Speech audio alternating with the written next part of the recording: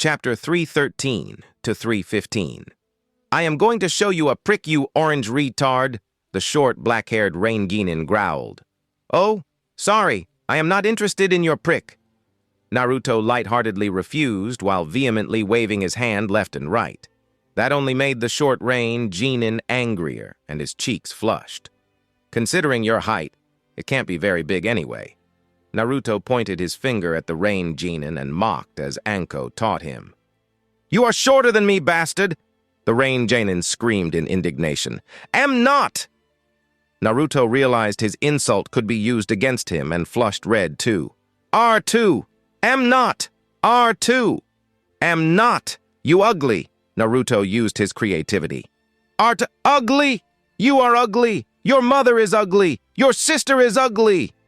The Rain Genin huffed, gasping for air from the heated exchange of words. Hearing that, Naruto quieted down, and the Rain Genin took it as his victory. Unknown to him, mentioning Naruto's mother might not have been the best idea. My mother was not ugly, you short swine! You are ugly! Your mother is ugly! Your sister is ugly! Naruto suddenly erupted in an imitation of Iruka's big head jutsu, childishly screaming so loudly that the Rain Genin swayed on his feet, utterly deafened and dazed. The Rain Genin blinked and shook his head, trying to stop the ringing in his ears while Naruto was angrily huffing, glaring at him. The two boys glared at each other with the intensity of angry squirrels when the sounds of fighting reached them. Ha! I bet my teammates are already kicking the asses of yours! The Rain Genin smugly boasted, crossing his arms under his chest. Naruto naturally couldn't let that go without comment. Humph, Hinata-chan and Sasuke Tame are stronger. Hinata can spin so no attack can harm her, and Sasuke Tame is a bastard. He childishly defended his teammates, making even the Rain Genin deadpan on him. Ha! As much as I don't like them, mine are better. Ajisai is good with seals and, He tried to fish in his head for the name, but drew blanks. The other guy is almost Chunin. The Rain Genin snorted in distaste. Are not. R2. Shut up. The Rain Genin rubbed his forehead that started painfully throbbing. Dealing with the hyperactive orange kid was starting to be too much for him. We are supposed to fight, he reminded. Oh, Naruto exclaimed as if he just remembered. Do you want to fight? He asked the Rain Genin and tilted his head. The Rain Genin's headache intensified when he heard Naruto's stupid question. In fact, he was fine with not fighting. His makeshift Genin team for this mission was one of the strongest in the Rain Village. When they won their fights, they would come here, and the blondie would be screwed.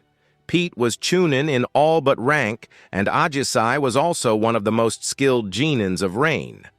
As for him, well, nobody said he could not show the loud-mouthed kid who was the boss. Bring it! He smirked at Naruto, knowing the blonde would take that challenge head-on. I, Genzo of Rain, will show you your place. Naruto's blue eyes gleamed with determination as he put his hands together in a cross-shaped hand seal. Kage Bunshin no Jutsu, he shouted, creating 5 copies of himself with a puff of smoke. All 6 Narutos instantly dashed at Genzo, who sneered and started weaving seals. Ha! You think your clones can defeat me? Think again, kid. Water release, water dragon technique. Only now did Naruto realize they were quite close to a water source. No wonder Genzo was so self-assured. No Genin was supposed to know and be able to perform a technique such as the water dragon. He must be quite the prodigy of his village, Naruto idly thought, not slowing his dash even for a second, despite a massive water dragon rising from the lake behind Genzo. I argued with you so much in order to get time for infusing my chakra into the water. You can only blame yourself for your stupidity, Genzo yelled while mentally commanding the dragon to attack. The water dragon flew at Naruto and his clones, suddenly twisting to the left and with a big splash crashing into the first clone, flattening it into the ground from the sheer weight of the water. The head of the water dragon was destroyed by it, but a new head formed from the side of its body and flew straight at the next Naruto clone, easily sweeping it from existence as it ferociously slithered on the ground. The clone didn't manage to even yelp before it was destroyed, and the water dragon continued on its clone annihilation spree. Two more clones were swept by the massive current of water shaped like a dragon, unable to keep their form due to the massive force behind the water. As the water dragon approached the last clone and original Naruto, its watery jaws opening wide about to devour them, the clone quickly grabbed the original and threw him at Genzo. Naruto was mid-flight, whipping a kunai from his pouch and throwing it at his opponent, forcing him to sidestep while distracting him from casting another jutsu. He was almost close enough. A water spear suddenly tore through Naruto's abdomen, creating a large hole through it and suspending him in the air a few feet in front of Genzo, who was smugly smirking at Naruto. "A true ninja always has a trick up his sleeve," Genzo boasted, waiting for his gutted opponent to die. Naruto shakily lifted his head, looking straight at Genzo with a forced smile as he winced. "J-Jock is on you," he said, causing Genzo to furrow his eyebrows before his eyes widened as the skewered Naruto poofed in a burst of smoke. Genzo heard another poof from his right side, the spot where Naruto's kunai previously landed, and before he could react, Naruto's form tightly hugged Genzo. Genzo instantly reacted, about to tear Naruto's form away from him when his ears suddenly heard his death sentence. "Exploding shadow clone!" The Naruto who was hugging him whispered, and Genzo only managed to widen his eyes in fright before his body was ripped apart, followed by a booming sound and flash of the explosion. Naruto walked from behind a tree on the edge of the clearing, looking in a bit of dismay at Genzo's charred upper body, while his other charred body parts were strewn on the ground not far away. He might have been a prodigy in the Rain Village, but in the end, Genzo was a genin, while Naruto was trained by Anko. So what if he could use A-rank offensive water jutsu? He was a sitting duck while using it.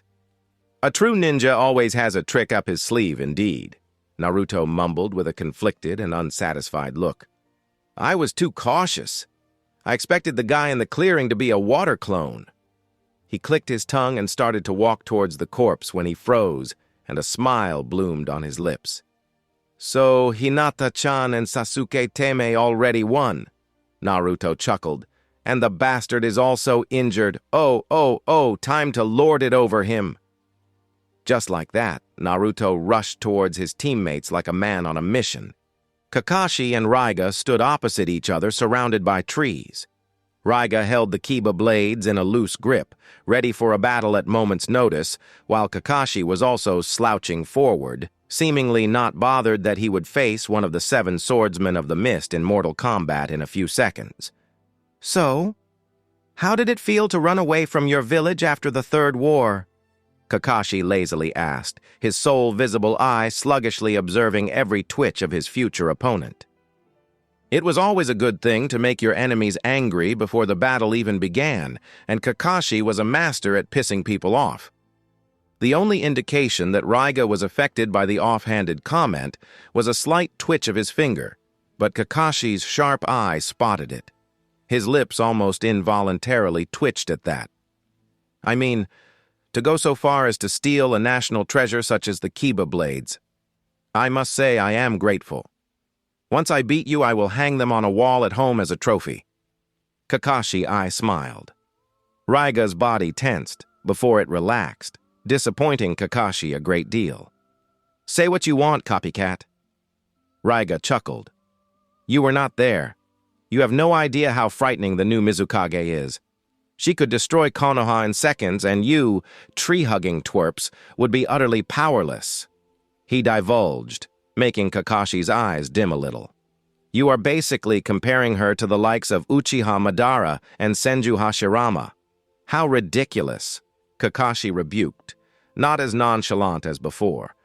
There was not much information about the new Mizukage and her prowess. Everybody saw her fight against Yagura and the 3-tailed Biju, but after that, nothing. Kakashi wouldn't say no to free information from one of the most important ex-Kiri ninjas, even if he would take it with a grain of salt. Raiga scoffed at Kakashi's disbelief. "Ha! You Konoha ninjas and your worship of past Hokages. You saw her prowess, yet you still don't believe she could defeat your founders. As arrogant as ever, I see." "Well, from where I stand, she seemed to struggle quite a bit against Three Tails, while both Hashirama and Madara could stop the beast with just a single jutsu." Kakashi casually shrugged, drawling his words out as if he was explaining things to a particularly stupid child while giving Raiga a condescending look. Not that he cared who was stronger. Both Madara and Hashirama were dead, and if the current Mizukage really was their match, well, it was quite a shuddering thought. Better not think about it. She was not even trying. Raiga shook his head. "All of us, the 7 swordsmen, fought her at the end of the Third War." This Kakashi knew. Guy was always shouting how grateful he was for the youthful actions that saved his father that day. Dewey retired after that and now owns a bit unpopular dojo of youth in the village. Kakashi lamented if it wouldn't be better for him to meet his end that day. It would certainly make Konoha a bit more peaceful during the mornings. And we had no chance, all 7 of us together, and we didn't manage to make her even winded. That was years ago. I can only imagine what kind of monster Ringo Amayuri is now. These blades. Raiga's expression was wistful as he tightly gripped the Kiba blade in his right hand and put its blade in front of him as if he was showing it to Kakashi. "Are the proof of her disregard for us. The disregard for the best the previous Kirigakura had to offer. Ringo Amayuri's childhood dream was to be the wielder of Kiba blades. She was one of the very few orphans who actually managed to do it too. Yet the fact she let me have them after she defeated me proves they no longer matter to her. Or it proves that you are a coward. Shouldn't being defeated mean you should stop using these swords?" Kakashi lightheartedly asked with an innocent look. Raiga gave Kakashi a silent, piercing look before sighing. "Whatever. I think it wouldn't matter to you since this will be your funeral." And just like that, the atmosphere around them became heavy, filled with chakra and killing intent. Both men were still quite leisure in their posture, but the look in their eyes was anything but. Kakashi slowly lifted his hand towards his forehead protector, about to lift it. Raiga used that exact moment to dash forward, pouring his lightning chakra into his muscles and nervous system, becoming even faster for it. The Kiba blades were crossed in front of him, surging with electricity and ready to be used. Kakashi silently cursed, pulling his headband up. It took just a second of distraction, but in that single second, Raiga closed a significant distance between them and was almost upon Kakashi. "No time for Chidori!" Kakashi's eyes flickered downward. "Ground too wet. Hardening it into a strong enough wall would take too long." His lips pursed as he decided on the course of action. Snake, ram, monkey, boar, horse, tiger, fire release, great fireball. A searing fireball flew right at Raiga, who was dashing straight into it. He could already feel its burning hotness on his skin and had no intention to let it touch him. Unfortunately for Kakashi, Raiga used the electricity coursing through his nervous system to make his body respond, jerkily jumping to the left while using his heightened perception to duck at just the right angle so the edge of the fireball would miss him by an inch. His dash didn't even slow down as he mostly harmlessly passed the heated ball of flames rushing at its caster. Kakashi didn't think Raiga would just dash right past his technique, nor did he actually think a C-rank fire jutsu would be enough to deal with someone of Raiga's caliber. He still hoped it would buy him a bit more time, but the lighting user didn't even slow down. Mentally cursing, Kakashi jumped back, trying to make some distance between Raiga and him. It was simple math. A guy with 2 swords and skilled at their use versus a guy who, while good, only had kunais at hand, equaled that the kunai guy would get cut. Close-quarter combat was therefore a big no-no in Kakashi's books. Raiga saw Kakashi jumping back and suddenly grinned, pushing his right foot into the ground with enough force to make it create a small trench, causing his body to abruptly stop. The momentum of his dash was not yet lost, though. Instead, it was redirected into his upper body that was already mid-throw. Kakashi didn't have enough time to react. His eyes widened and the three tomos of his Sharingan desperately spun, seeing one Kiba blade fly directly at him, surging with a lightning coating. Even with the slowed perception of his Sharingan, the blade seemed far too fast. Raiga expectantly watched as his blade went straight through Kakashi's chest and two tree trunks behind him, only to stop being buried handle-deep in the third one.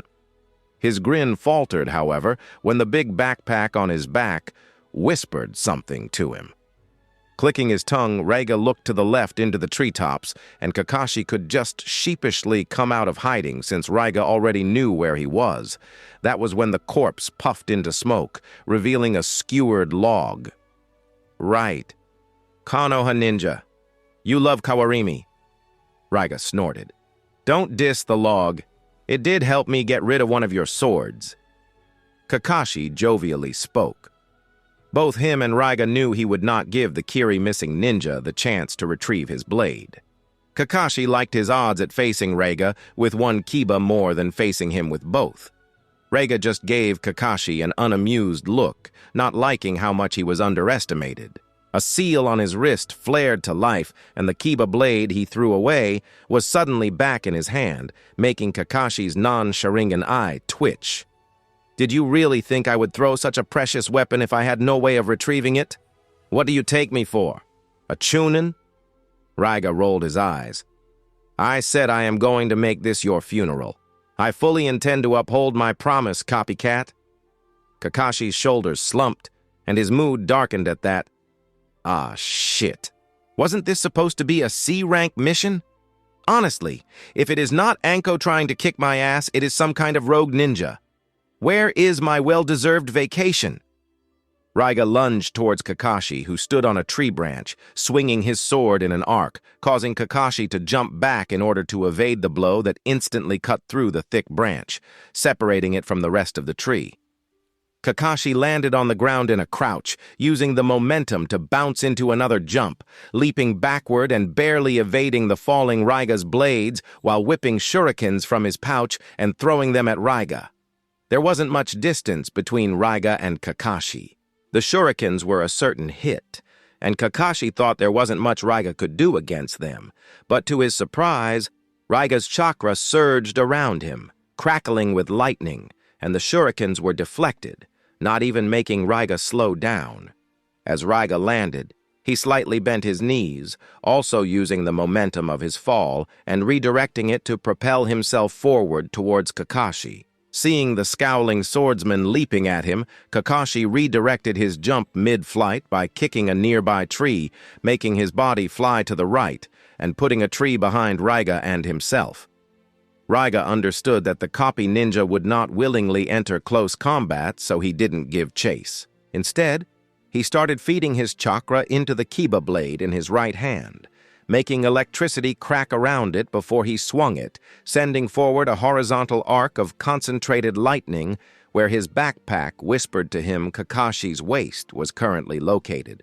The lightning went through the tree trunks like a knife through butter, cutting down several trees in the forest and making them fall down. Kakashi only barely managed to evade the lightning arc. Raiga simply conjured it far too fast, and he had to admit, going behind a tree was a bad move. It obscured his Sharingan, hence, his only warning was the chirping noise, and that didn't give him enough time.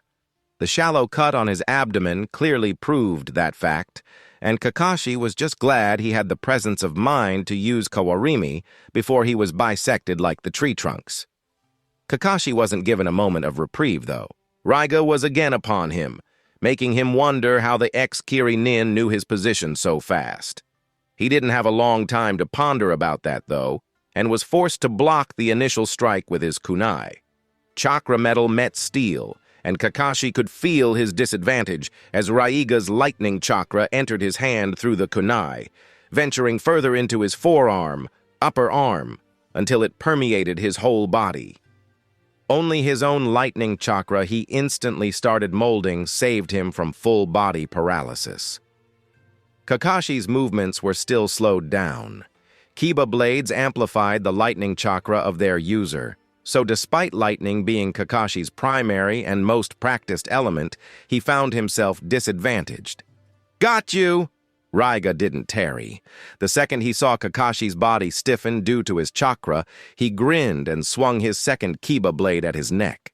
Kakashi's head separated from his body, but Raiga's grin turned into a frown the second he saw droplets of water as his blade went through Kakashi's neck. He was from Kiri and knew what that meant. "Ranmaru!" Raiga shouted, demanding his partner to tell him where the real Kakashi was as the one in front of him burst into a splash of water, forcing him to jump back. Kakashi wasn't about to waste this chance. Raiga was about to land when his body emerged from the ground right under him, Chidori already crackling around his right hand. "Under you!" came from Raiga's backpack, making him jerk his attention to the place where he was about to land. Raiga's eyes widened, his mind telling him it would be impossible to fully evade that blow because he was in the air and falling straight at Kakashi.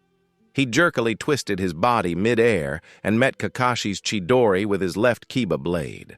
Electricity clashed against electricity, creating a bright blue flash of light while lightning bolts were thrown around because of the intense clash, devastating the surroundings. Raiga didn't come out unscathed from this. His hand was numb and sported new burns. It didn't bother him much. He was used to lightning-induced burns, but he still felt annoyed because this injury would somewhat hinder him. His entire sleeve was in a worse state than his forearm. It was littered with new holes where the lightning burned through the cloth. I guess we can call this a draw." Raiga smirked as he looked at the state of Kapinin's right forearm and his shaking hand littered in burns. "Pretty much." Kakashi eye-smiled through the pain. This gamble didn't pay off. Kakashi was made aware of why Kiba blades were so legendary. He burned more chakra than he was comfortable with for that Chidori, and yet the Kiba blades returned even more damage than he dished out while consuming a lot less chakra from Raiga. Lightning is out. As long as he has these swords, he can pretty much nullify any lightning attack that is under A rank, and the ones that can deal damage to him would be mostly resisted and are too chakra-consuming. Kakashi inwardly grimaced. Lightning was his best element, and finding himself at such a disadvantage hurt his pride. Water is out too. As a Kiri ninja, he sparred against water users most. I don't think I can surprise attack him with a water jutsu. He spotted my water clone before he was even done dispatching it. Kakashi continued his analysis. That left Kakashi only with earth and fire jutsu since he was useless with wind release. "Is that all you've got?" Raiga suddenly asked, steadily walking to the left, circling Kakashi and looking at him as if he measured his worth. "This is the extent of Sharingan no Kakashi's power? How pathetic." He chuckled. Kakashi didn't mind the small talk. Right now, he needed time to recover and formulate his next plan, so he let Raiga talk his heart out. "You know," Raiga gave Kakashi a sympathetic look, "I was once in your position, standing in front of Ringo Ameyuri, thinking I was a hot shit, only to be brutally made aware of the cruel reality. Maybe this was how she felt after defeating me? This disappointment?" He shook his head. "She let me survive and I trained. I trained and trained, hoping to one day defeat her. Then, the reality gave me a hard blow again, when I saw her facing the Three Tails and I understood. She let me live because there was no chance in hell I could ever match her." Raiga ruefully grinned for a moment before his expression went blank as he looked straight at Kakashi. "Unfortunately for you, I am quite aware you could one day match me if I let you live." Kakashi's eyes suddenly widened as he felt the surge of lightning chakra coming from Raiga. Lightning cracked around him in a similar fashion to the Raikage's lightning armor, causing Kakashi to feel dread. "Lightning release full body activation!" Raiga exclaimed, his body coated in crackling arcs of electricity. The name made Kakashi somewhat relieved, but his wariness didn't subside. The amount of lightning chakra wrapped around Raiga was monstrous. The air between Raiga and Kakashi became still as they stared at each other before Raiga soundlessly disappeared. The tomos of Kakashi's Sharingan furiously spun, trying to get every bit of information they possibly could. It was only thanks to this Sharingan that Kakashi perceived Raiga approaching him, his Kiba blades about to skewer him through the chest. There was no way to dodge it. Raiga was too fast for Kakashi's body to react in time. He could see it, but he couldn't dodge it. The tomos in Kakashi's Sharingan suddenly came to an abrupt stop as Kakashi's eye met Raiga's gaze. Genjutsu! Sharingan! Raiga's stab suddenly redirected to the left, going through Kakashi's hip rather than the middle of his chest. The wound was instantly burned shut due to the lightning coursing through the blades, and Kakashi barely stifled his scream. Raiga blinked and furrowed his eyebrows, noticing the situation. He twisted the Kiba blade, widening Kakashi's wound while cauterizing it, before he brutally ripped the sword out of Kakashi's hip and jumped back. Both him and Kakashi were aware Raiga could have ended it then and there.